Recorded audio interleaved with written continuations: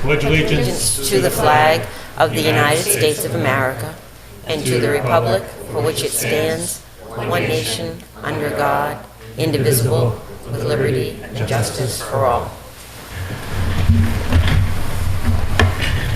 Good evening, everyone. It seems the flu bug has hit the Board of Selectmen as well. Selectman Bertram and McQuaid will not be with us this evening. Is there any public comment from the board? I would just like to thank Joe McLaughlin from PAC for taking the time to come on the walk of the recently forested small town forest. It was a beautiful day. The forester did a wonderful job describing exactly what was forested and why and how that's going to just make that forest more viable, and besides the fact that it gave the town about $40,000, so to put more work into the town forest lands. She's already edited it and got it up on YouTube. I recommend everyone taking a look. Thanks, Joe. Thank you.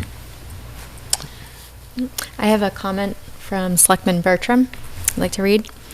At the last Selectmen's meeting, a member of the public suggested that public meetings be held in various other municipal locations.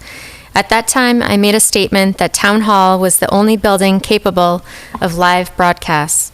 I have since learned that the Public Access Cable Committee has equipment that is capable of allowing live broadcasts from a variety of locations. It is my understanding that PAC is able to broadcast from other locations using VPN. This technology has been tested at the high school auditorium, but other locations have not been tested as of yet. And just to add to this, I wanted to confirm with the IT director if it was possible to do it from the other town buildings. His response was as follows. Live broadcasting has been tested from Lunenburg Middle High School, but not from other locations. The Mesh VPN network is already in place, but upload speeds at locations other than Lunenburg Middle High School are pretty slow. This means that PAC may or may not be able to broadcast live, depending on the bandwidth at each location and quality of the broadcasts, whether it's HD or SD. Upgrading bandwidth at any of those locations will bring the cost from $125 a month to at least $500 a month, or even more if bandwidth similar to Lunenburg Middle High School is required. The fiber connection at Lunenburg Middle High School is $1,300 a month. Yikes. Thank you. On that same topic, we are working on, it's one of the selectmen goals to improve satisfaction through community involvement, public outreach, communication. So we're working on many avenues to try to improve that. And we'll certainly do it as soon as technically possible and economically feasible. Right. Is there any public comment from the public? Sir.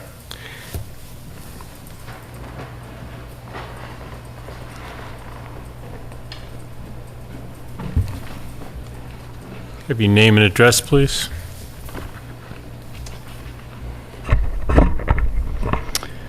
Good evening. My name is Darren Massey. I live at 300 Holman Street in Lunenburg. Thank you. It's an honor to be here. I'm representing Lunenburg Roar. I would like to leave with the Board of Selectmen some information for your ongoing consideration, perhaps at a following meeting. Fine. Yes.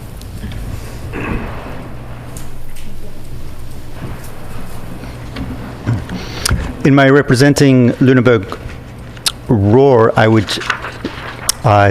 take this time just to read and promote what we do in town.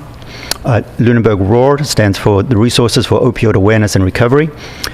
We're a voluntary community task force developed with the goal of increasing awareness, providing education, and developing resource information for the Lunenburg community. To assist in facing the ongoing epidemic that's here in our town, as well as across the nation, of opioids and substance use. There is representation on our committee from the community, from police, the health, the school, the churches.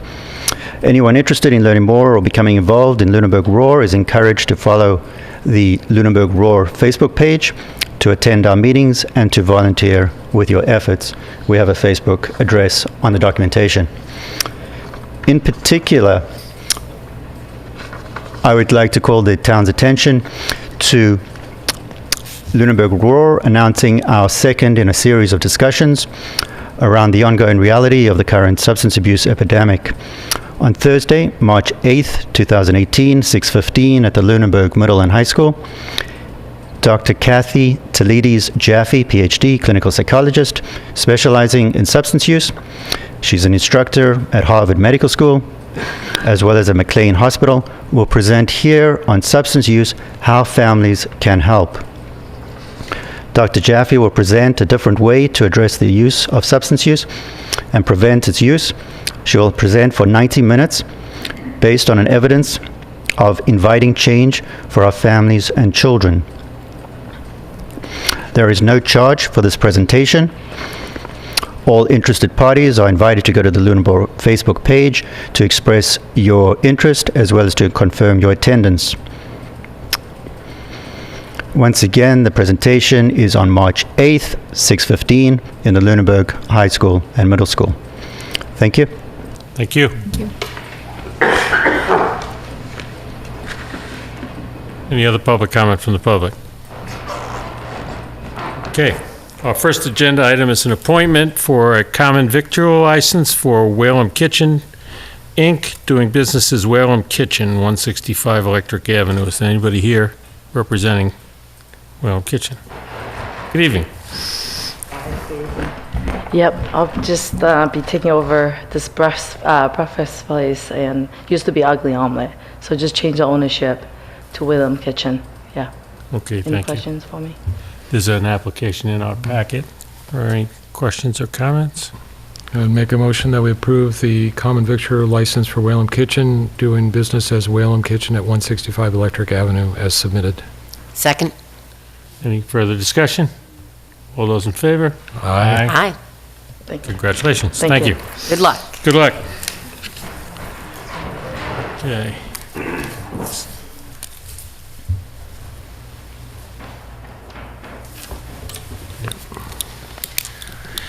Our next appointment is for a notice of temporary closing for the Bootlegger, 50 Mass Ave. Is there someone here from the Bootlegger? No. There is some information in the packet.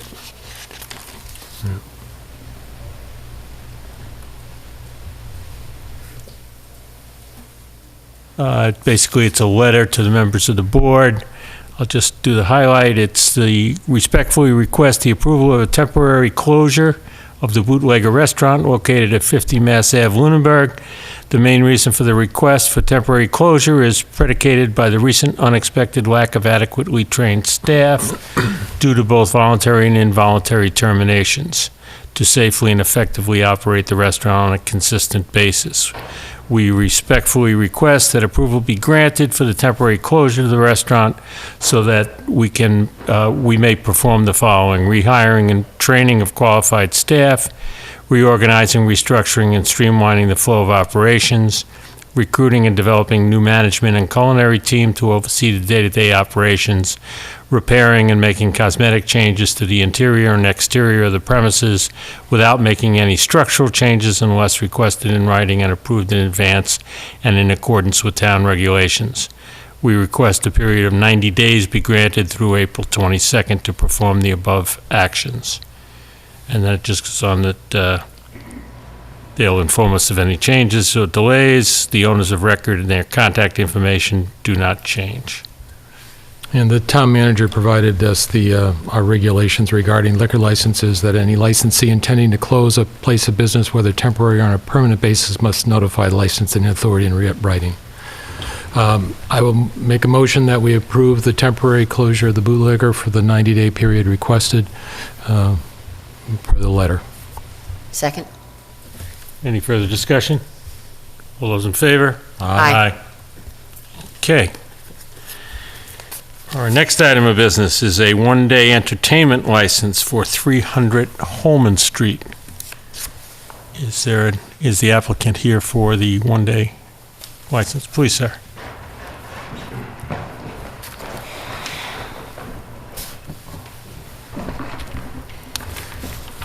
Darren Massey, 300 Holman Street, Lunenburg. Would you tell us what it is you're looking for? Certainly, I was advised by the town to apply for a one-day entertainment license for a Saturday event this coming February 10th. Joined with Jacob Rogers, whose birthday was recent. He intends to hold a party, includes dogs on the property. He himself has a husky dog. The property has a history of pedigree husky dogs from the lanes prior to myself being there. Documentation is with the town as regards the description of the event. We have invited people.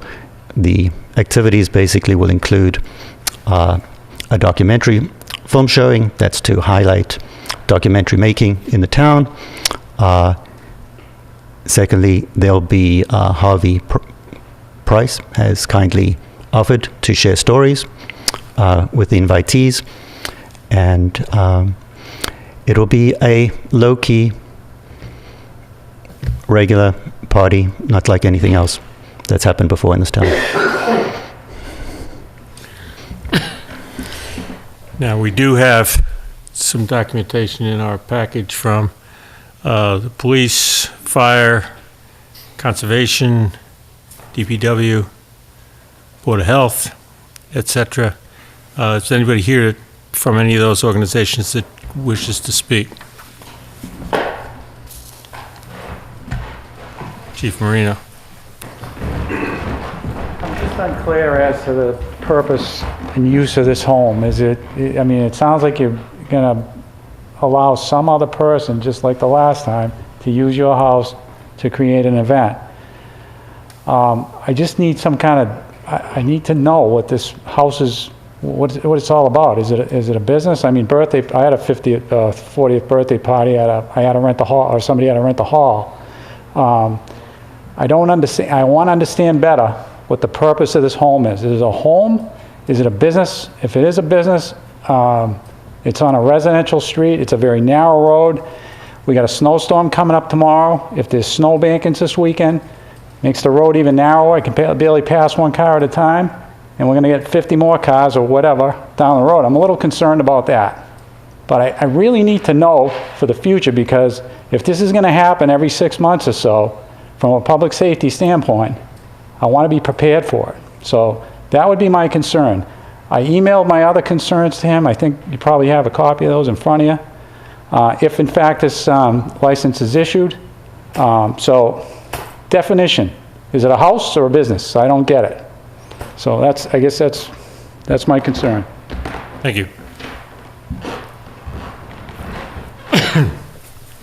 And just to note, Jim's email talks that if it was approved, no parking on the street, reasonable noise levels, observe the social host law, reasonable and proper speed while traveling on Holman Street, and keep a clear path to your house for any necessary medical or police fire-related response.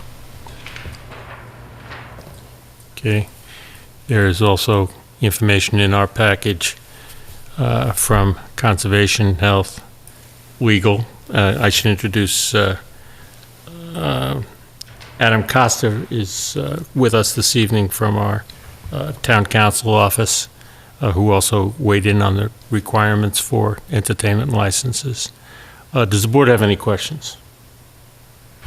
Well, I think for me, it goes to the question of what authority do we have to approve or disapprove an entertainment license, and some of that came up in the last time for this property.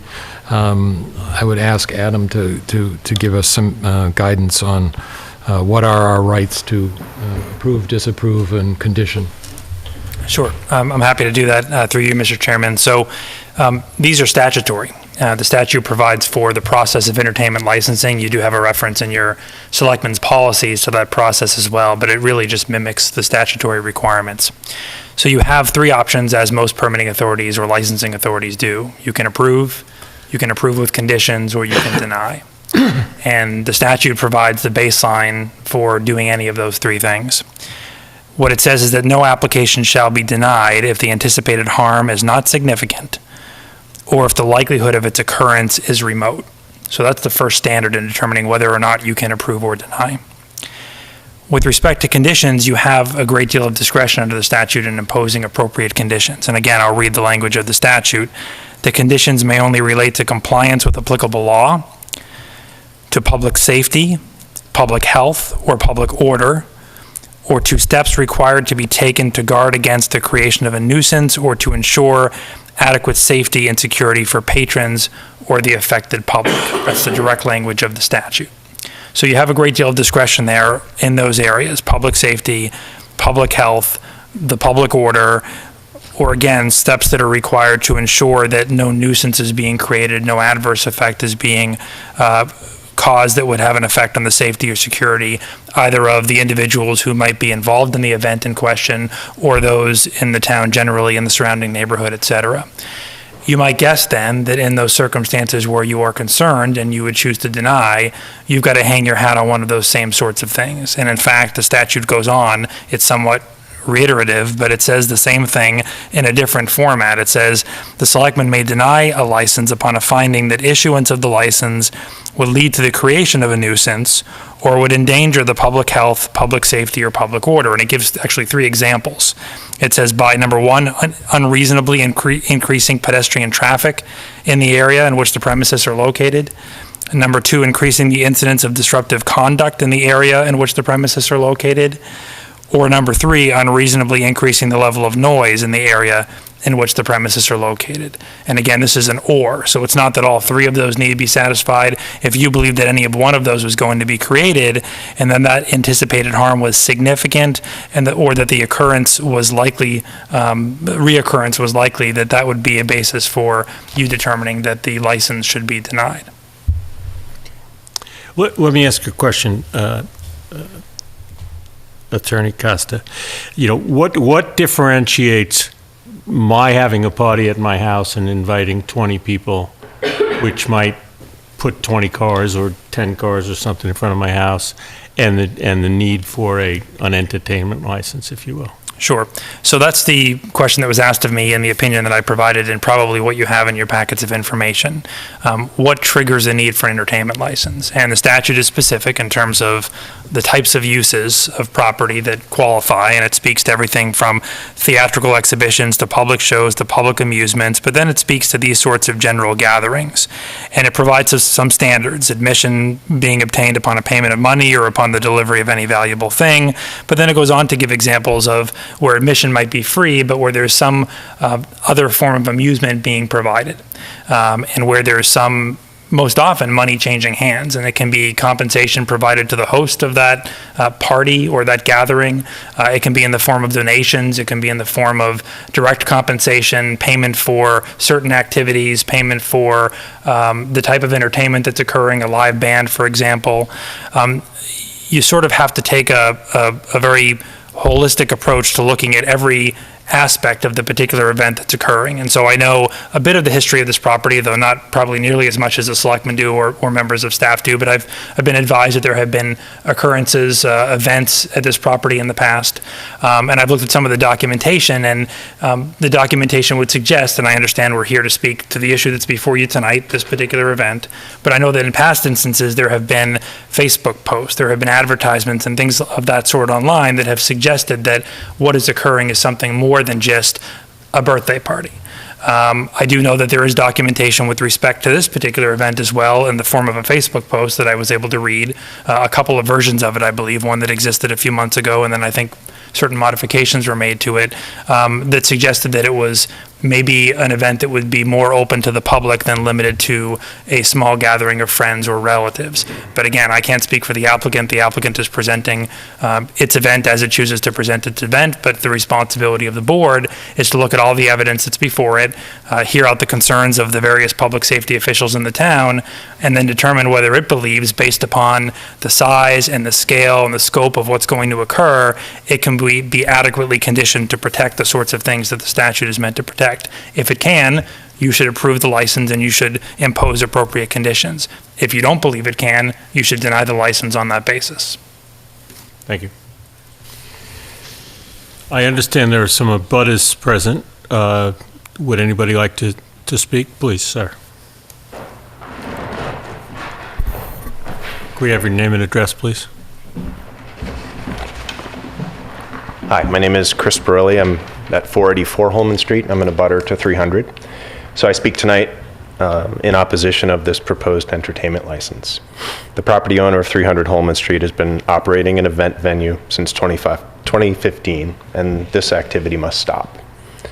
In fact, in March 2016, the property owner petitioned the Zoning Board of Appeals to operate a camp and private club. Thankfully, that application was denied. But that hasn't stopped the property owner from continuing with these events. Here's just a small sample of events that have taken place since 2015. These are all published on the property's website, which is called the Tenderness Gathering Place. Bear with me. July 2015, special event with Lustara. August 2015, drumming and dancing fire circle. October 2015, HAI event, which is for Human Awareness Institute. January 2016, drumming for Bernie event. April 2016, HAI event. August 2016, HAI event. August 2016, wedding of approximately 120 to 150 attendees. September 2016, HAI event. March 2017, Battle Code retreat. April 2017, artwork weekend. April 2017, community work weekend. May 2017, HAI Level 1 completion party. May 2017, private event. June 2017, open house for Lunenburg residents. And finally, June 2017, Unify Our Roots event with 500 attendees. To further highlight this issue, in the last 12 months, the property owner has been responsible for 100% of all entertainment entertainment license applications in this town. Now the property owner, 8 months later, is asking for yet another entertainment license. Now, I have no issue if residents want to invite friends over to their home, or if the town wants to sponsor events on town property. I think it's an important thing to do, and it fosters a sense of community. However, when a resident publishes events on a public website and opens the invitation to an entire town, it becomes much more than a private gathering of friends. It becomes an event. My wife and I did not move to Lunenburg in June 2015 to live next to an event venue. To make matters worse, all of these events are posted online. If you Google Holman Street, Lunenburg, Mass., the Unifier event and Tenderness Gathering Place appear on page 1 of the search results. So when I go to sell my home, are buyers going to be scared away? Am I going to have to sell at a discount because of zoning creep? So tonight I ask you to look at the pattern of events and send a clear message to the property owner that Lunenburg respects its zoning laws. Several neighbors and I have asked the zoning officer to investigate these events, but nothing ever seems to happen. Let's just say the town has been put on notice numerous times. So tonight, let's not continue to set such a dangerous precedent. Tonight, let's do the right thing and vote no on this entertainment license and have the homeowner publicly cancel this event on social media. Thank you. Anyone else care to speak? Sir.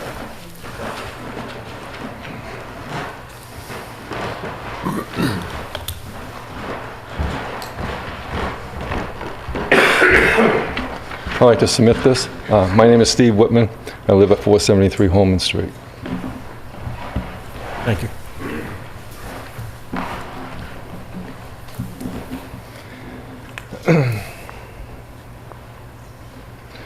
Members of the board, in the past year, as direct abutters, we have written countless letters and emails to various town boards concerning an illegal business being operated at this location. Additionally, a signed petition was submitted to the town in opposition to granting a special permit for the establishment of a business at the above address through the Zoning Board of Appeals. Later, similar opposition letters, emails, and petitions were also filed with the Zoning Board of Appeals. Later, regarding the issuance of an entertainment license. Thankfully, the zoning board did its due diligence and turned down the business request, giving the applicant the opportunity to withdraw without prejudice back in March of 2017. Regretfully, that was not the case in issuance of an entertainment license, as the Board of Selectmen granted a 4-day license in June 2017. As a result, due to their action, our neighborhood suffered greatly during those 4 days. This unfortunately emboldened the applicant to expand his illicit activities at the subject property even more. In the past year or so, he has consistently formed, publicly advertised, and conducted illegal events at his property without regard to his neighbors, the Board of Health, and the zoning laws of the town of Lunenburg. Even though numerous letters and complaints have been filed with the town zoning officer about this issue, the inappropriate activity has continued. Of course, this is not in the best interest of the town or its residents, who expect protection of their property rights through local and state zoning laws. So far, this security that is expected to be provided by the town has been severely lacking due to the issuance of entertainment licenses. As taxpayers and residents, we expect our zoning laws to be upheld, and when someone blatantly violates those laws, that person must be held accountable for his actions. So far, to our knowledge, nothing has been done. The reasons for not granting an entertainment license at the above location are many, and they all have been submitted to the board before by abutters and other residents through written and oral statements. Therefore, we will not take the time to restate them in this communication, but they all point to the same conclusion. Conducting or granting of a business an entertainment license at the above location in a residential zone is detrimental to the neighborhood and is in violation of the zoning code. Property zoning is a right. Granting of an entertainment license is not, as it is a privilege, and this fact must be taken into account. If the proposed action is harmful or not conducive to the neighborhood, a license then cannot be issued. The residents of Holman Street, along with the surrounding area, are tired of this ongoing illegal activity and nonsense, as all of us want our residential neighborhood to return to its once peaceful existence. Because of this need, we sincerely hope that the board will do its due diligence this time by following the Zoning Board of Appeals' reasoning and good judgment. Therefore, we ask that the board please protect the residents of Holman Street and deny the current application along with all future entertainment licenses at the above subject property.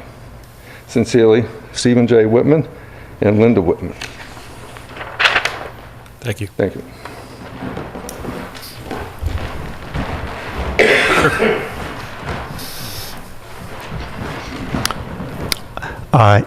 Darren Massey, 300 Holman.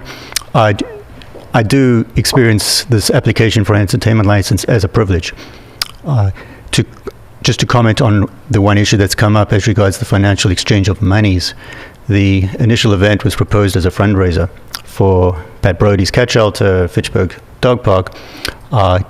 Based on my understanding of the, at that time, the issue of financial exchange, it was reiterated that this was by donation. There's no money going to the property or going to myself.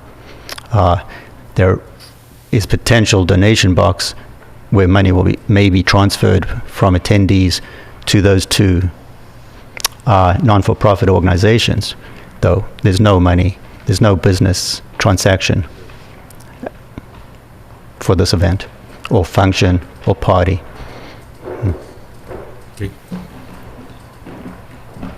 Did anyone else wish to speak, sir?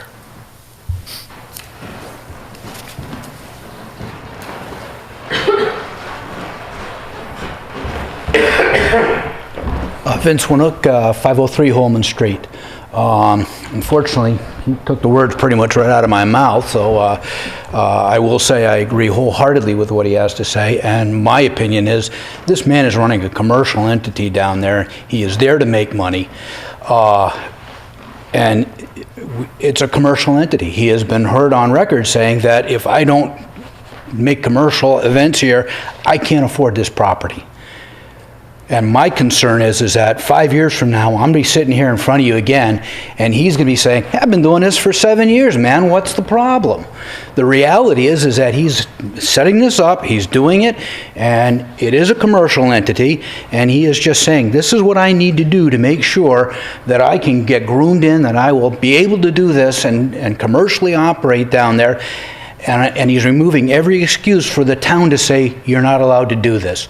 And what I'd like you to do is go look at what happened with Spooky World and how they had to get rid of Spooky World down there because the same thing happened. They just grew and grew and grew, and eventually the man told the town, I don't care about your permits, whatever, I'm doing this. And they had to call in law enforcement to have this thing shut down. And that's basically what I'm concerned is going to happen here years down the road. Thank you. Please.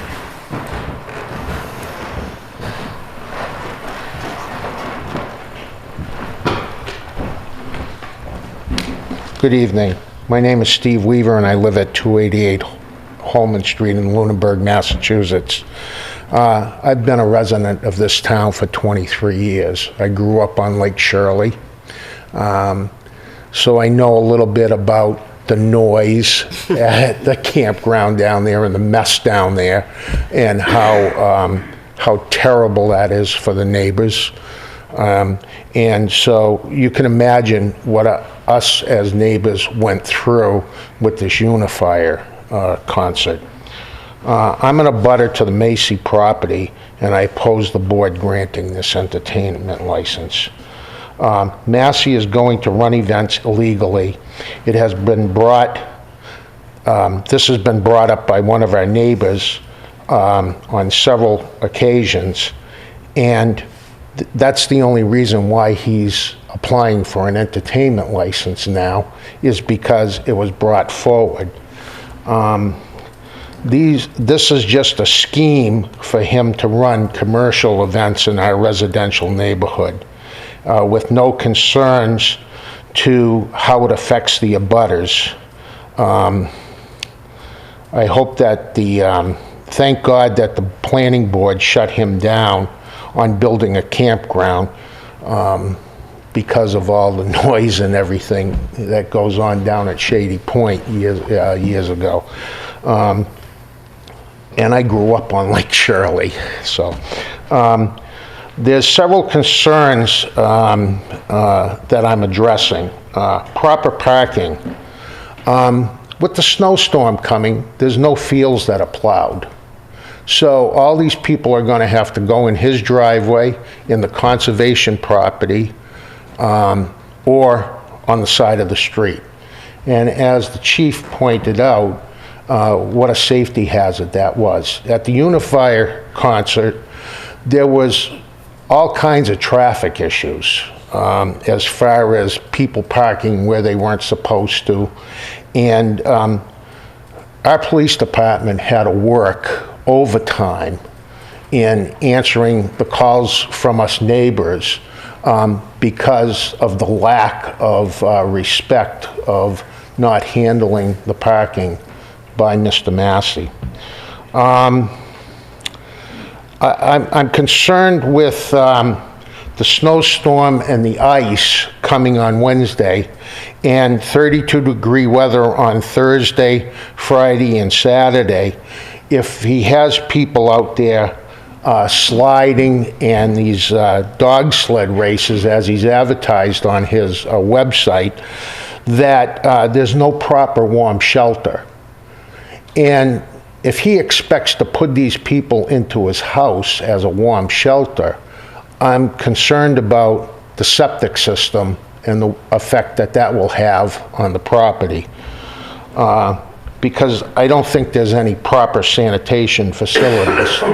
Never mind the bacteria that the dogs are going to leave around the facility, even if they do pick up after themselves. The fires, the noise levels of the music, it's unbearable. It's unbearable. Dog sleds racing, according to PETA. people for ethical treatment of animals can be considered animal cruelty. Dog sled racing events sometimes end in tragedies. Many dogs are either injured or killed. Safety tips in sledding under kids' health. Though it seems like harmless, fun sliding, injuries send tens of thousands of people to the hospital and emergency room every year. More than half of all sliding injuries are head injuries, which can be very seriously or even deadly. And with the ice coming on top of the snow, that can create a problem. Sliders actually more likely are injured in collision than skiers and snowboarders. No child under 5 should be allowed sliding alone without an adult, and kids under 12 should be actively watched at all times. There should be shelter to keep these people from the weather elements, and that's where the house comes in question. It is also stated to avoid hillsides that end near ponds. Icy slopes make hard landings. So it's a safety issue. It is stated that sleds that can be steered by riders should be used. Avoid sleds that can't steer, such as tubes, saucers, and toboggans. I wonder who's going to police that to make sure that that's happening. If sliding at night on a hill, it should be lit so that potential hazards are visible. Who's going to make sure that that property is lit? The last event, the event that Macy held was a nightmare, and lots of complaints about loud music and parked cars in the wrong areas. If someone is injured at these events, who makes sure that there's enough insurance covered that the town isn't liable and that us taxpayers are not held responsible? Please vote no for this tonight. Thank you very much. Thank you.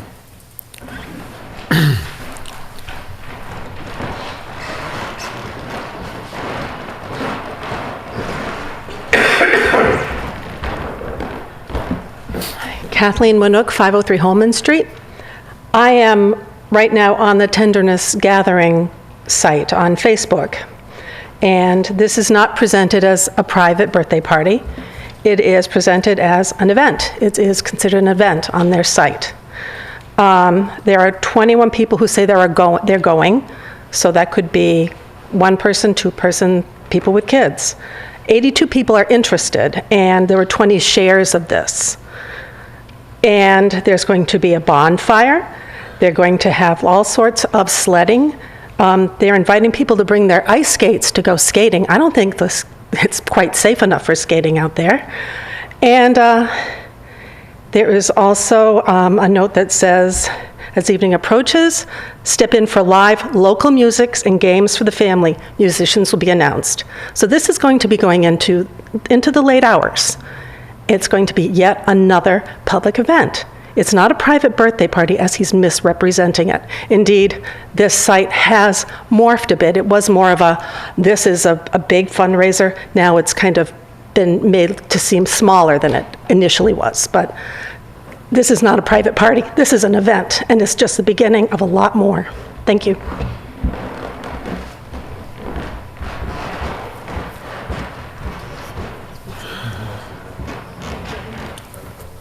Master, would you like to respond? Yes. I welcome questions for any of those points. Perhaps one interesting one in the year 2018 is the Facebook design. Facebook calls all those functions events, inverted commas. I listed as a party. There's invitations. You could send out invitations through Facebook. It is one of the easiest ways to create party invitations. It's one of the easiest ways to see RSVPs. It's one of the easiest ways to see numbers so that we could plan to all the precautions listed and all the other precautions that I would hope I am aware of and that I believe I am aware of, to take due diligence to protect my own property and my own financial interest in protecting the liability of the property. And I believe I've demonstrated a track record to show that I'm able to provide for the safety as stipulated in the previous event that's been brought up here, for the safety of those individuals, for the parking, for the fire, for all the provisions that were placed on that prior entertainment license were fulfilled. And the reports from the various boards and public officials afterwards, I believe, are on record to demonstrate that that was fulfilled to all the provisions that I was requested to do. And so I fulfilled those, and I fulfilled others that were even not on that prior entertainment license. As per the documentation, these various points, from fire to conservation to Board of Health to safety, have been mentioned. I'm aware of them. I look forward to provisions that you may put on there so that I may fulfill them, and so that the terms are clear, whether it be the hours of operation, the sound levels, or any of the others, as per the documentation that you have already been submitted to you. Any questions or? Yeah, now, I went to the Unifier Festival in the summer, Saturday night. I was probably there from 8 to 9 or 9:30. It was orderly, it was quiet. As we drove out, we stopped to see what kind of noise level there was as we were leaving. It was quieter than when I got home. We went out on our deck, and our neighbors had a couple of friends over. That was noisier than the Unifier Festival. It was very, we stopped and we opened the windows and we tried to listen to see the noise, and a neighbor came out of their house and told us to move along. So we weren't able to stay very long. But what concerns me is I just happened to see the Facebook invitation. If I was having a party, a birthday party for a friend, I wouldn't have it that open. It doesn't feel like a private party. Right. It feels like you're misrepresenting it as an event. That, when I read that post, if I was having a party, I just wouldn't do that because I wouldn't have any idea how many people would end up showing up at my door. So I don't understand that. Right. To speak to the sound level, that was one of the provisions on the prior entertainment license. The organizers of that event had decibel counters. They did the sound checks throughout the property. They did it at the property lines. They made sure that the decibel counter was below the set terms that this board and what they wish to have established for that function. Yep, I believe that was true. And I do live on Lake Shirley, and it is unbelievably loud on the weekends. I live very far away from Shady Point, and sometimes I can't talk outside. So I understand noise levels. And this event, when I was there, wasn't anything like what I experience every weekend in the summer. Right. So as regards the point, sorry. I think we should be talking about what's in front of us with the recognition of what happened before, because I've got some different opinions on what we should and shouldn't have put on for conditions for that, for timing and other things like that. But the concerns I have, part of the thing I'm concerned with what the state law allows us and doesn't allow us to actually approve or disapprove. But that being said, the Department of Public Health, town's Department of Public Health, talked about the septic system, and that you have a septic system for residential property. And if you're going to have 80 people there, a septic system's not meant to do that. And so the question becomes, how are you going to handle that? I'm also concerned with the parking, especially in light of the snow, and whether you will be plowing the field in order to make it, and then whether it's safe or not. And then the fire chief brought up the fact that you're going to have documentary film, and again, the question becomes how many people can be safely in your house in a public setting. I'm concerned with noise. You're asking for it only going to go to 9 o'clock, and this is a Saturday. That's a little bit more comfortable for me than the time we had on the other one that went for the entire weekend. You state acoustic sound. I was trying to look up what acoustic meant, and the question becomes how loud that is for how long. As to liability, I think we should be looking at, do we have the right to require a insurance certificate in coverage? What do towns usually do for a license? So you have that authority if the concern is municipal liability. I heard certain concerns raised, for example, by members of the public with regard to plowing of the field or the safety of the ice, on-site issues of that sort. I think that the board can take those things into consideration in terms of the overall public safety, the need, for example, for emergency response, and the need for adequate access to the premises for emergency response. But in terms of insurance, I don't think the town would be on solid ground to make that determination that insurance could be mandated for those sorts of on-site features. But to require insurance to protect against, off-site damage, for example, that'd be appropriate. Or liability of the town, we could require a rider on their homeowner's policy. Yes, They'd have to notify their insurance company of what they were doing. that's correct. So that would eliminate the liability for the town, or cover the liability for the town? That would be the intention, right? You can never completely eliminate the town's liability. Hence my phrasing. You may have some coverage. One of the concerns I have is when this board deliberated on the Unifier event, and it was a first for us, and we thought about it, and it was a difficult decision. But we did say that if this were to become a regular venue for events like this, we would want to consider it in a different light. And I do acknowledge that most of the reports as a result of the Unifier event were positive. There were quite a bit of complaints from the local neighbors, but the restrictions we put on seem to be adhered to.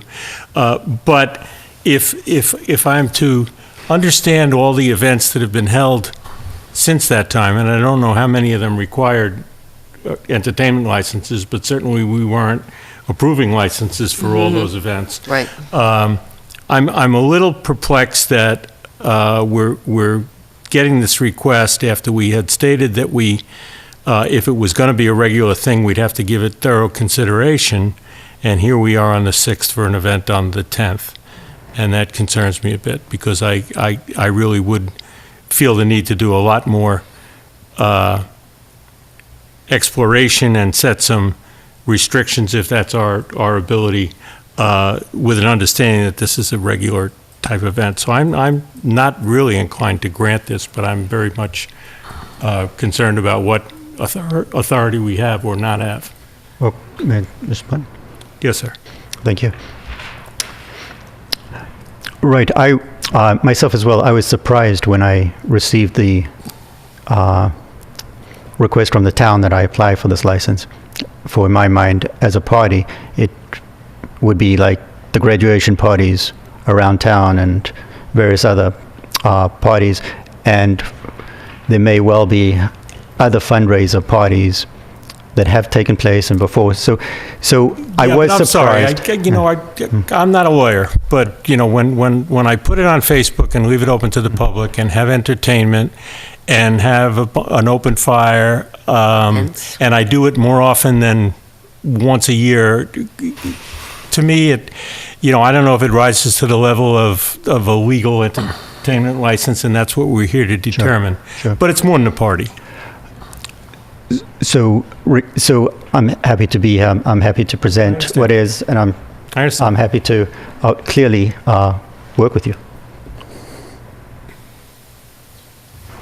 So part of the thing goes to, I'm just reading the law, the conditions we can put on that relate to applicable laws, health and order, protect the creation of a nuisance, or to ensure adequate safety and security for patrons or the affected public. The denial reasons, increasing pedestrian traffic, it's a dead-end street. You're not going to have, if the people are parking on his property, then that's not really going to be something I could do. Incident of disruptive conduct. For this event, I'd have a hard time doing that. I'm not going to talk about other events.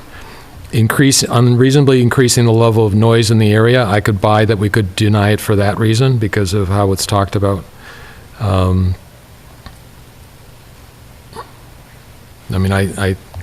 I too am troubled with that. This is not events held for the property owner's friends. This is the property is being used for other events, and that's changing this. And any money exchanging, whether it's to you or to a donation, creates the need for the license. And that's where we get into the process of the zoning component of if this happens, if you have several times where you're required to have a license, then when does it then turn into a business versus a private property? So I would not want to grant this license under the conditions that it is. And I think to your point, it's just too soon. We haven't had enough time. Is there? Sure. Go ahead. Is there? Perhaps the board might suggest the terms to have Jacob have a party, whether it be the removal on the Facebook page or other recommendations, so that it does not meet the threshold for the license. I kind of feel, unfortunately, it's already been posted on Facebook. I think it's too late for that. Cat's out of the bag, or it's already an event, and by. Well, we would still. I would still wish to have, obviously, Harvey Price come. I would still wish to have him speak. I would still wish to record his stories about the town. I would still wish to have what typically happens at a birthday party.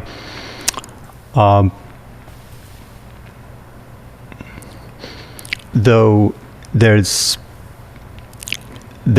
certainly ways to make it a party for those who have been invited and for those who have RSVP'd, and close it, if that's what you're seeking. I would think you would have to officially cancel this, and if you wanted to invite a few friends for a birthday party on another weekend, then we wouldn't have any, if they wanted to invite a few friends over for a party, they could do that. Sure, there's been parties on Holman Street. There's certainly been neighbors who have had parties on Holman Street, and the road. Did they put them up on Facebook and invite I don't know. everybody? And I don't know. ask for donations and I don't know. yeah. So I think this is a commercial event. It's not a private party. That's the way I look at this. Did someone else? Did you want to come up to speak? Is it okay for someone else to?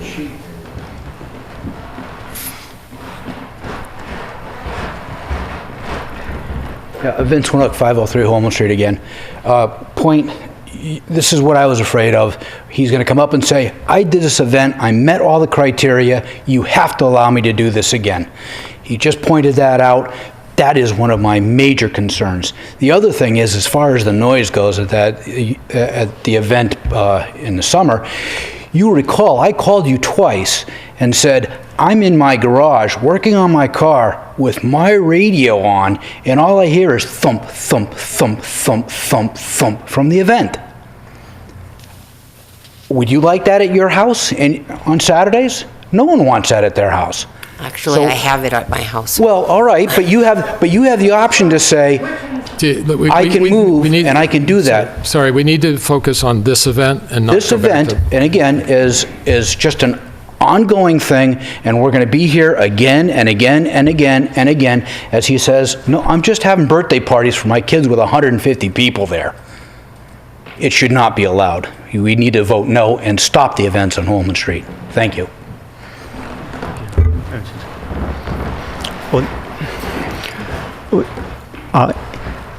I would like to make it clear there are terms for this party. There are ceiling limits of the number of people. There are conditions that are received in the email from the chief of police. The fire for safety. There's if the property is unsafe to have people on it, I'm going to cancel the event on my own accord. If the weather is poor to impact someone's safety, I won't have this event. I wouldn't invite anybody to my home if there's a safety issue. As regards the noise, to speak to this event, the music is by an acoustic player with a guitar. She may or may not have a small amplifier, but the sound is not going to extend beyond the driveway. The nearest abutter is over 800 yards away or more. 650 feet. Oh, 650. And you can hear it. And Please. so, Sir. and so the terms that have been raised of sound, I'm well aware of, and I invite everybody in this room with sound counters to come, and I will submit the level of sound from the driveway, and I will submit photographs of the parking, and I will submit the terms that the chief of police has laid out, and I will submit the fire terms and the Board of Health terms. To get back to the original reason why the entertainment came up, my understanding was at first was the financial, commercial aspect. And so for myself, that seems like a reasonable point to, in this experience of us as a town, working this out, one as a new occasion, let's say, with the law, and now for a second time requested for an entertainment license, we surely can agree on terms of when an entertainment license is appropriate and when not. And certainly, if the issue is the commercial aspect, for myself, this isn't a commercial enterprise. I've shared half an hour ago, I've no financial interest in this party except to give this gentleman a party that has the theme of dogs and cats and goodness of humanitarian care. And so I appreciate the concern that one of the neighbors has for animal welfare. And I believe we share that concern. And I think everybody in this room shares the same safety for all of us, and the noise levels, and the value of properties, and the care of the community. And so here we are deciding on an entertainment license where you have a homeowner wanting to do something of value for our community. And so here we are, all in the same boat, attempting to improve the life and welfare of everybody in this community. I believe we could surely, all of us in this room, surely agree to a way to make this community better, where you have a volunteer citizen, property owner, wanting to do good in this town, seeking the guidance of this board, and willing to work under the legal terms with town council, with town manager, with neighbors, with abutters, with the press, with our chiefs, to make this a better community. So I ask for your consideration to work as one community for the benefit of what the goals were originally set out for this party. Mr. Chairman, Yes. I appreciate that offer, and I would like to have us take you up on it, but I would like to make a motion that we deny the motion, deny the license, as this license would lead to the creation of a nuisance by increasing the incidence of disruptive conduct in the area in which the premises are located, and will unreasonably increase the level of noise in the area in which the premises are located. Is there a second? Second. Any discussion? So I'm troubled with the whole discussion because I'm a property owner too, and I'm thinking about, okay, I'm also justice of the peace, so I could do a wedding on my property. Do I want to hold a wedding ceremony there? Well, or where do the people park? And once, okay, but on a regular basis, I become a wedding venue. And ironically, if you look at some of the commercial properties in town, that may be the proper place to do it. Or a farm that's far away from other houses. I grew up in Lunenburg, and I remember the whole Shady Point, you know, the 70s rock bands coming there, other things like that. Patterns do make a difference, and I'm not going to go back over what the past has happened, and if we didn't know about an event, we couldn't do anything about it, and now we know about this one. This was made aware of us. We'll be watching other things. We'll be watching other people in town as well. But at the same time, I would want people, as we're talking about the center of town and different things the town can come together, what is an event for people to come together? I wouldn't want to have the bonfire with all the things going on with the bonfire in my backyard. So where it needs to be in a place where things could be appreciated. Time of day, length of time, music, parking, all those things go into what we need to talk about for going forward. But for the way this event has happened, this is a commercial event that I don't think is appropriate for this location. I am the last one that would ever tell someone what they can and can't do with their own property. By the same token, I think that while I applaud what you're trying to do for your community, what you're trying to do in terms of animals, etc., I'm not sure this is an appropriate venue for that. And I believe this is probably an issue for zoning and a discussion of what venues are appropriate for what activities, not necessarily one for us. And I certainly would partake in that discussion and share my opinions, etc. But I given 4 days to make a decision on something that sounds way more like an event than a use of someone's private property, I would be inclined to deny as well. And I agree. I really hate to infringe on a property owner's rights. You know, if I wanted to have a big party, I would certainly not want to be told by the town I couldn't have it. But I would expect that I would not be able to do it on a regular basis, and that I would not be able to put it on Facebook and say, you know, whoever, come on over. I just don't think that's respectful of your neighbors. All those in favor of the motion to deny? Aye. Aye. Sorry, sir.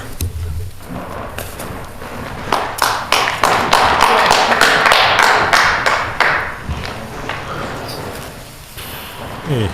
Thank you. Thank you very much. Thank you. It is. Our next item of business is interview appointment, reappointment, the town manager's appointment of assistant town clerk. I am recommending for appointment for the position of Assistant Town Clerk, Ellen Griffin. This position is to fill a vacancy that occurred in December. And this is also recommended by the town clerk herself as well. And do you have any background on Ellen, or, because that wasn't given out? It's like, I know it's not a talent bank form, but The notice of appointment did go out to the Board of Selectmen. It's not on the Google Drive. right, I remember seeing that, but what is her background? She actually worked for the town many years ago, back in 1994 to 2001, and she has periodically filled in on occasion when there's been an interim need for an assistant town clerk in an office. So she speaks Lunenburg. Yes. So how long did you work for She's the a town resident. before? 94 to 2001. Full-time?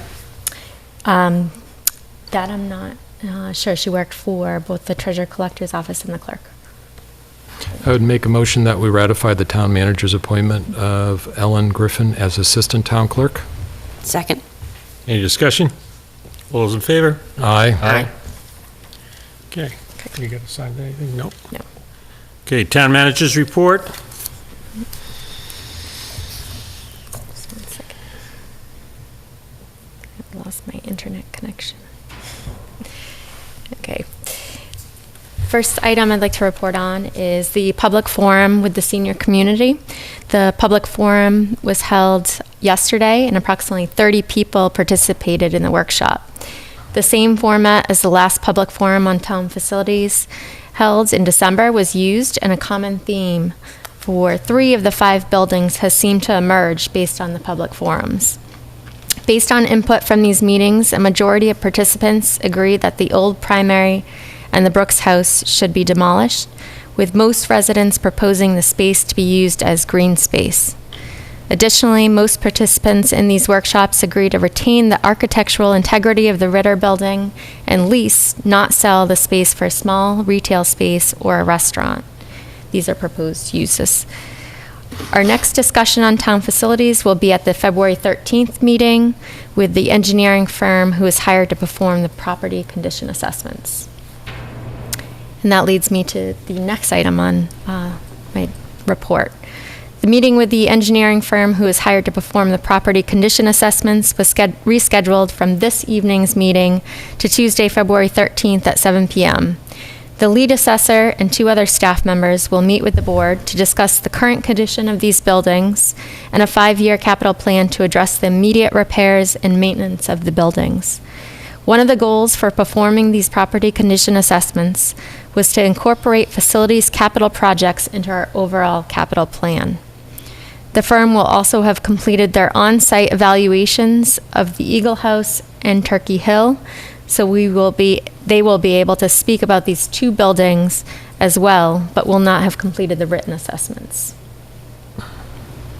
An update on the pay-as-you-throw retail distribution program. Could I just make a editorial comment on that? I think it's important to note that there's 2 different things going on here. One is a wish on the part of the board to get public input to this process, and then there's other business decisions around capital planning and expenses. So that next week's meeting on the 13th, we're getting data that we've requested from the engineering firm, and that's really for the board to absorb and discuss. And it's not a debate or a forum for the town, but they'll in due time there'll be plenty of opportunity to do that. And we also invited the Finance Committee Great, and the that's what I- Capital Planning Committee, as they would like to hear the presentations and the financial impact to the town and the overall plan as well. Disappearing here. Oh, you got that chair.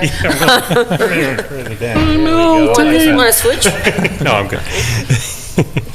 Paula usually gets that one. Go ahead, I'm sorry. It's all right. The pay-as-you-throw retail distribution program. The pay-as-you-throw trash bags have transitioned from being ordered from the DPW by retail stores to being ordered from our trash bag vendor Waste Zero, who will now ship and deliver them directly to our retail store locations. This will eliminate having the DPW as the intermediary to monitor the inventory and the liability of having inventory on town premises. The 5 current retailers that sell the small and large bags are Mackey Building Center, Hadwin Park Market, Honey Farms, Jack's Country Store, and Hannaford's. Waste Zero bought back the inventory stock that the town had on hand, and once that stock is depleted, we'll transition to the new small and large bags. The thickness of the new large bags will be increased to 1.75 mil, and both the small and large trash bags will be drawstring. The extra large bags are now available for retail stores to order directly from Waste Zero. To date, Hadwin Park Market is the only retailer that has ordered the extra large bags, so residents that are interested in purchasing extra large bags should speak to their preferred retailer to request it be offered at their location. Now, the price hasn't changed for any of the bags. Correct. There's a different price for the new bags that are Correct. bigger, but everything else is the same. Correct. Great, thank you. You're welcome. A update on the Business Town Partnership. There will be a meeting scheduled between the business community and the town officials on February 26th at 10 a.m. On the agenda will be a re-presentation by John Hume and Karen Chapman of Montechusett Regional Planning Commission of their findings in the DLTA funded report titled Promoting the Local Economy, and the next steps, which will include creation of a brochure that will promote our local businesses and create a permanent guidebook. Yesterday, we had a meeting with Senator Tran, Public Safety Department heads, the Land Use Director, Council on Aging Director, and myself had the opportunity to meet with Senator Tran to review the priorities for each of our respective departments, as well as legislation to advocate for or oppose that would affect service levels and funding. Senator Tran solicited a list of capital projects to file for the Capital Projects Bond Bill, which was due yesterday by 5 p.m. for consideration, and we sent him a list. Department head meeting. We had our monthly department head meeting on January 24th. The roundtable discussion included the process for tax title, identification of vacant and abandoned buildings, capital planning recommendations, town meeting deadlines, and a new animal control pamphlet that's available on the website provided by the police department. A change in town council office hours. I had notified the board previously, and as well as went throughout the townwide email. From the last meeting, the times have changed. For February 13th, it will be 9 a.m. to 1 p.m. In March, it will be the March 13th, 3 to 7 p.m. And I just provided an update on the meetings I attended since last meeting. I attended a MART meeting along with Selectman Luck on January 17th, and our Council on Aging Director also attended that meeting. And the discussion surrounded the transportation service agreement for the Council on Aging to provide and operate transportation services for seniors and disabled within our community. The outcome of the meeting was that the reimbursement formula for MART van services that was changed on July 1st, that reduced our reimbursement for dispatching related expenses, be changed back to the previous reimbursement model that reimbursed the full amount of dispatching services. The discussion on the transportation service agreement with MART for Council on Aging Transportation will continue on February 15th. That's a never-ending discussion. Yes. I attended a town manager's administrators meeting at MRPC on January 24th to hear presentations from AARP and the Mass Healthy Aging Collaborative on becoming an age-friendly, dementia-friendly community. The Council on Aging Director and I will be exploring what is involved in becoming an age-friendly and dementia-friendly community, and we will provide updates as we go along. On January 24th, I met with the Charter Review Committee to discuss the town manager-related sections of the charter. Presented the 5-year financial forecast to the Finance Committee on January 25th. Attended a regional economic development forum alongside Chairman Toll and Selectman Luck, hosted by Representative Benson. Among the speakers were the Speaker of the House, Robert DeLeo, Secretary of Housing and Economic Development, Jay Ash, and Cannabis Control Commissioner, Jennifer Flanagan. Discussion included programs that would provide collaborative workspaces, redevelop brownfields, and provide site readiness for industrial parks. Cannabis Control Commissioner Flanagan spoke about the just released draft regulations, and that the commission is currently accepting public comments that can be emailed to the general email address for the commission. I also attended capital planning meeting on January 24th to finalize the recommendations for the fiscal 19 capital plan, the cable advisory committee meeting on the 24th, a sewer commission meeting on the 30th. And that's all I have. Okay.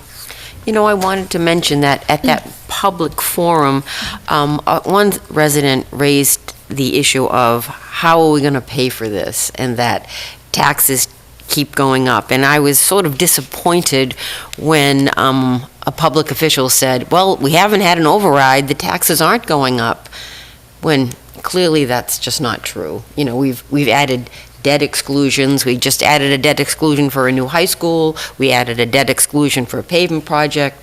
The taxes have gone up 2.5% a year for a very long time, so that's 10% every 4 years.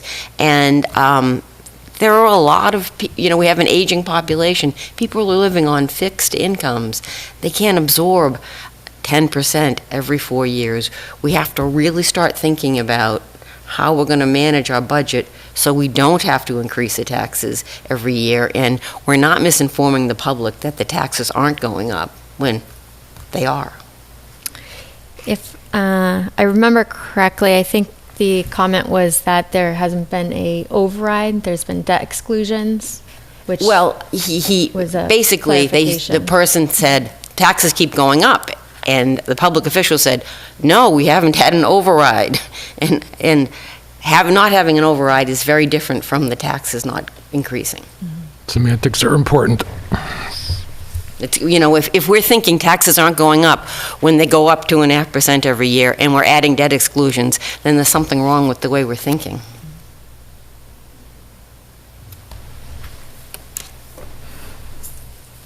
I'd like us to think about how we can avoid them going up 2.5% every year. That's a different discussion. That's a whole different discussion, right? That one's probably going to be very difficult. When you think about salaries going up and costs going up and everything else going up. Well, do we have to increase salaries as much? It's a whole budget discussion. Right, and we'll have it at the budget. Well, this is the budget time, right? Yep. So we'll have it at the budget meeting. Good. Is that it on the report? That's it on the report. Thank you. Thank you. All righty. Let's see what we got here. We have a current business, a common vic license for Aon Corporation doing business as Hilltop Farms. And that is a follow-on, if I'm not mistaken, to the name change. Right? Yes, Okay. this was related to the transfer of alcohol license for this location, and that was approved. So this is. So that's formerly Hadwin's at 1 Main Street. Right. Okay. Do we need to vote this, or is that we're just signing it because it actually came back from the ABs? You can take a vote. I would move that we. This is actually common vic. It's, we did the alcohol at a different time. Okay. I move that we approve the common victual license for Aon Corporation DBA Hilltop Farms, 1 Main Street. Is there a second? Second. Any discussion? All those in favor? Aye. Okay. When in doubt, vote. Yes. That's what I said. We have minutes. Normal minutes from January 9th, January 23rd, and January 16th. And we also have executive session minutes from January 5th, 2016, March 1st, 2016, May 10th, 2016, Session 2, June 7th, 2016, June 21, 2016, Session 2, September 6, 2016, and October 4, 2016. Any warrants? We do.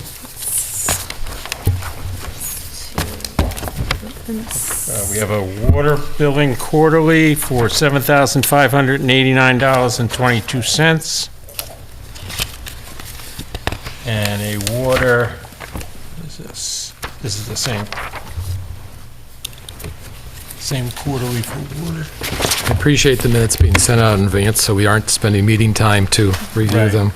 I agree. Let's see what I have here. Payroll warrant in the amount of $785,792.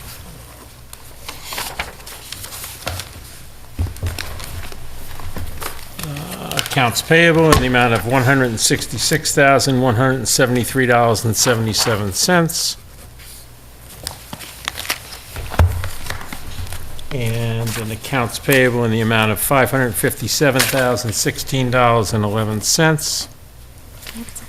Are there any action file issues?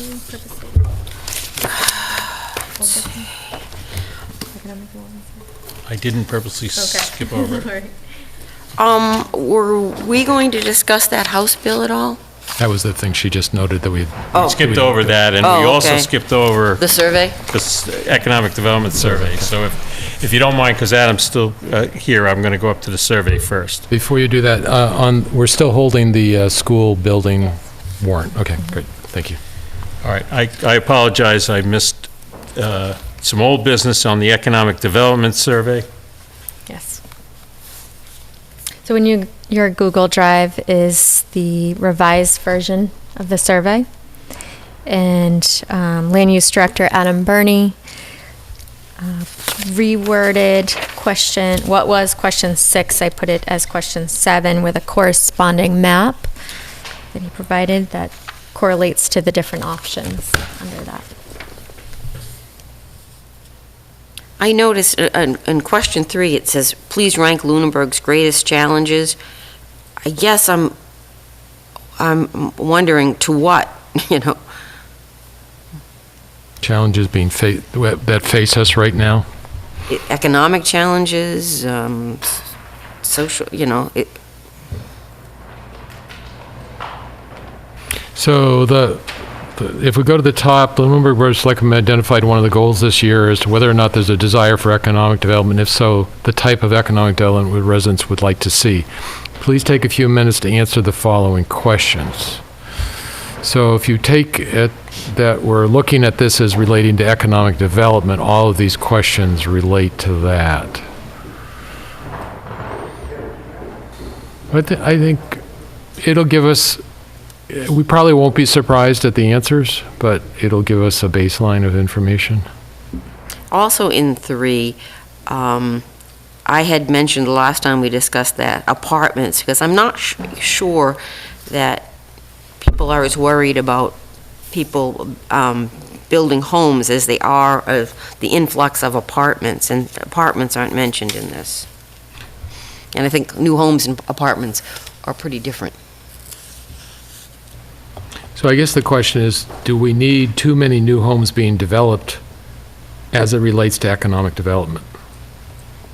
That was Could we put new housing units? And that qualifies. Well, I guess. Okay, new housing units, I guess. Influx of housing units would probably be a more universal way to state it. I still question whether that relates to economic development, because we actually need housing for economic development. Well, yeah, that is true, because when Jay Ash was talking about that, he said, to make an area vibrant, you need housing. So housing is a piece of it. I mean, I guess the thing is both the too many new homes being developed and need for affordable senior housing, I don't see those as being part of the economic development's challenge. Yeah, certainly we certainly need senior housing, but I don't see it as, But it's not part of economic development. it doesn't relate to economic development. I mean, I understand that we've done that as a survey in the past. I'm struggling how to justify it being in there if it needs to be in there. So I'm not disagreeing with you. I'm just trying to run the argument through my head, and I don't know that I. There's a term that Jay Ash has been using called employment housing. Housing to support the working. That's the reframing of affordable housing. Yeah, I understand. Or workforce housing, right. or I mean, Workforce housing. It's the new buzz. It's the same thing as what you get from 40B. It's 80% of median income. It's not government subsidized. It's working people who are paying for their housing but can't afford to live in the more affluent or more exclusive communities, or generally greater single family flush communities. And I will channel Damon And he would say Lunenburg is one of those communities that is unaffordable to some people who want to live in Lunenburg who grew up here. Right. And affordable housing. I don't know that I would disagree with that statement in any way. Affordable housing relates to not our department heads, but our the people who work for the town of Lunenburg are having to the people who work at Hannaford or Walmart. That being or said, any of the other I think if you businesses. change this language to say housing to support workforce in Lunenburg, because if we're trying to do economic development in Lunenburg, that would be what we'd be doing, as opposed to housing for people who live here and commute someplace else. Right. Right. So remove affordable senior housing and I think so. In the two Yeah, I think many- senior housing is a different issue that doesn't, it's important, but it doesn't relate to economic development. And again, the distance to major highways, I mean, Jay Ash again said, you really want industrial things to be like 2 miles from a highway. You know, we aren't going to bring a major highway through the center of town, so. But it still could be a challenge to economic It development. is, and what it does is it doesn't necessarily force.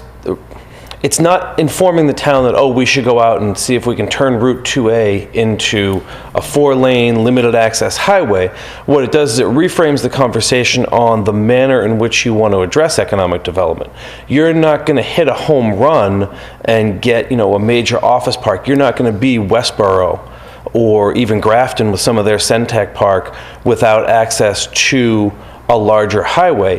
What you're going to start doing is focusing on commercial nodes, retail, small office, that kind of stuff. And that is one of our impediments, but seeing how people view that, I think, is also a big part of, framing what we say to them as we move forward and have that conversation about what is economic development, what do people want from economic development, and if people want, Amazon or major office parks or huge industrial, then we can look at, we have really one area where we can do that, which is owned by like 3 people or 3 corporations.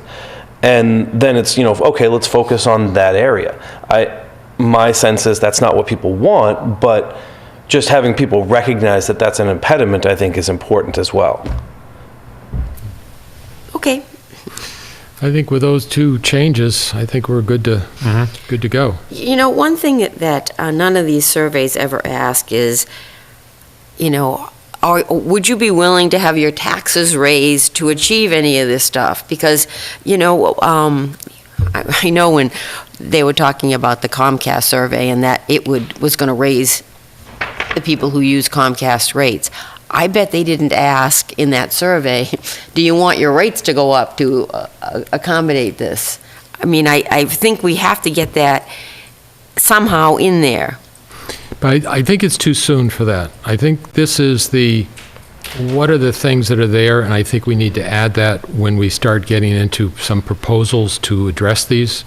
So for instance, the too far away from a highway, we could pay for a bus route. All right, well, if that's an option, we need to talk about what's that going to cost. Or we could look to do improvements to a road that we have that might lead to a highway that would allow for easier transport of large commercial vehicles that would get people to and from the developed area to a highway in a manner that those type of businesses want. But then that gets to, that's going to cost money. Correct, then that gets So what into- I'm saying is that yeah. I think that's a legitimate concern, but I think it's too soon here. Let's not throw money into this, just say, what are the concerns? And then as we start proposing the options, we then say, all right, what's that going to cost us, or can somebody else pay for it, that type of thing. Okay. So I think it's an important question, but I think it's too soon at this point. All right. So I think we're good to go with a couple of minor changes. Okey-doke. And what is the game plan for this survey? would be posted on Facebook, on the town website, as well as circulated hard copies among town buildings. Okay, Survey Monkey? Through SurveyMonkey, Okay, it will be a great. link. Good. great. Thank you very Thank much. you. Thank you, Adam. Thank you for waiting. The other one that I skipped over was the letter referencing House Bill 4075. Yes. And that's in our package. So I put together a draft letter based on 2 comments I received from board members on opposition to House Bill 4075. And that is within your packets. There's 2 copies, one Are they the same letter? Is that it? Yes, it's just, Okay, so just pick addressed one. to 2 different, the Okay. Senate chair and the House chair Oh, thanks. for that committee. Okay, great.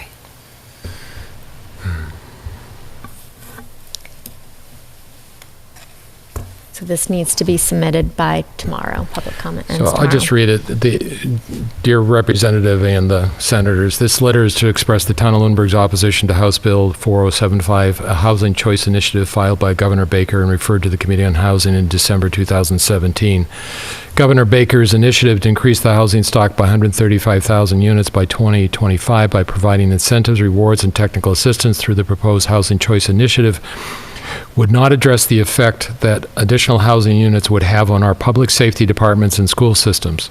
It is understood that the initiative is an opt-in choice by the legislative body, yet by making the option to reduce the 2/3 voting requirement to a simple majority for specific zoning changes, a small minority of the residents will have a long-term impact on the increase in services that will be required to support an increase in housing stock. As we are aware, an increase in housing stock directly affects our public safety departments and school systems. As a town that adopted a 40R smart growth zoning district, the funds to support this have been in jeopardy every fiscal year, and our representatives have had to advocate each year for its funding. Until such time that the state adequately funds the current costs of 40R, education, as well as the additional cost to our public safety departments from increased housing development, the town of Lunenburg opposes this legislation. In addition to the reasons stated above, if we put this into perspective in terms of the number of registered voters in Lunenburg, 7,885, and the quorum required at our town meeting form of government, 50, the proposed legislation could be passed by 26 voters. It is the opinion of the board that the current requirement of a 2/3 vote to enact zoning changes should be protected from the far-reaching effects that the proposed legislation could have on our town. Thank you for the opportunity to express our opposition to House Bill 4075 and to provide the enclosed as part of the public comment of the proposed legislation. And what is the enclosed? The enclosed meaning, the previous conversation regarding it, so. I would say that I would just change that to Yeah. provide the comments. Yeah. I think that's where we are. I mean, I think so. I agree. And just to boil it all down, it just maintains a 2/3 requirement as opposed to lowering it to just a simple majority for a very important issue. Right. And I think our town would want to maintain that 2/3 majority vote for anything, really, but particularly for that. I would make a motion we send the letters with that minor change. So the stuff at the top just doesn't fit, right? And yeah, that's just formatting. Okay. Yeah. Is there a second? Second. Any discussion?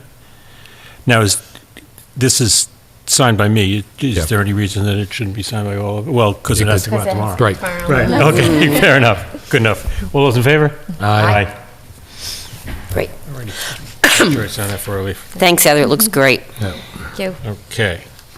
Let's see, were there any action file issues? That's where we, We wanted to discuss Facebook, but should we just do that at another time when everybody's here? I think when we talk about upcoming meetings. Yeah. Next week we have some items that fit with that, so. Okay. Okay. All righty. Committee reports, any important committee reports? Ms. Luck? Nothing critical. Mr. Ebersol? Nothing to report. And nothing for myself. So now we're into upcoming meetings. Next week, we're going to spend at least a portion of our time on going through our to-do list. Excuse me. Is there a public comment? Yeah, we will get to that. Yes, sir. Thank you. Next week, we are going to spend a portion of our time going through the to-do list that we've been keeping for the last year or so and determine from that what our upcoming workshop schedule is. And one of them very definitely has to do with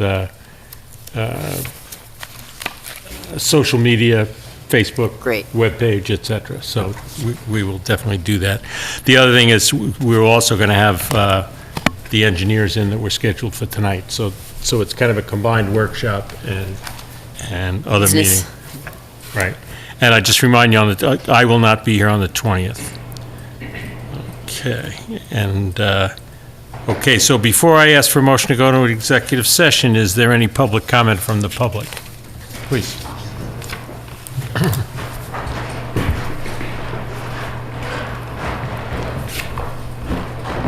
Hi, Jacob Rogers, 300 Holman.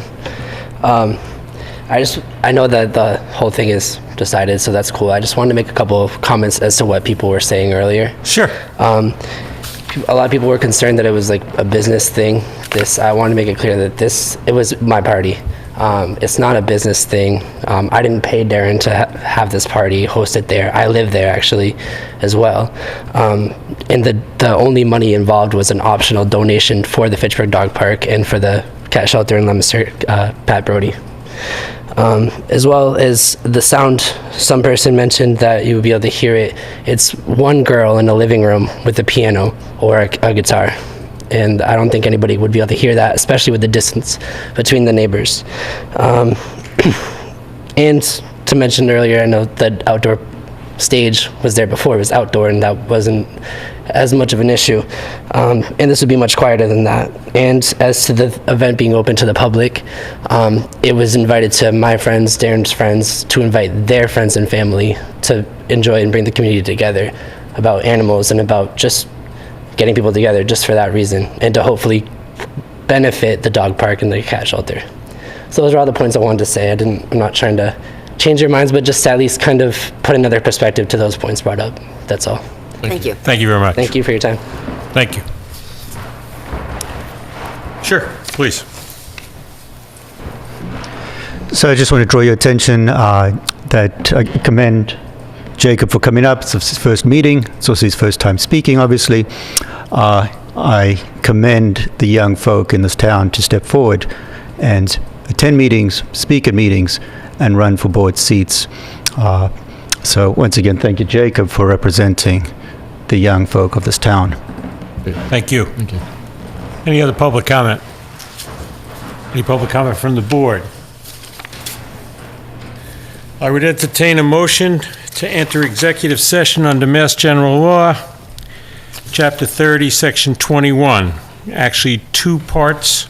Session 1, under reason number 2, to conduct contract negotiations with non-union personnel if any open meeting may have a detrimental effect on the government's bargaining position and the chair declares so, and that would be to discuss the town manager contract. Executive session number 2, under the same Mass General Law, to reason number 3, to discuss strategy with respect to collective bargaining or litigation if an open meeting may have a detrimental effect on the government's bargaining or litigating position, and the chair declares so, and that's reference to Settlers Solar LLC versus Town of Lunenburg et al. So moved. Is there a second? Second? All those in favor, Mrs. Luck? Aye. Mr. Ebersol? Aye. And I for myself. We will not be returning to public session.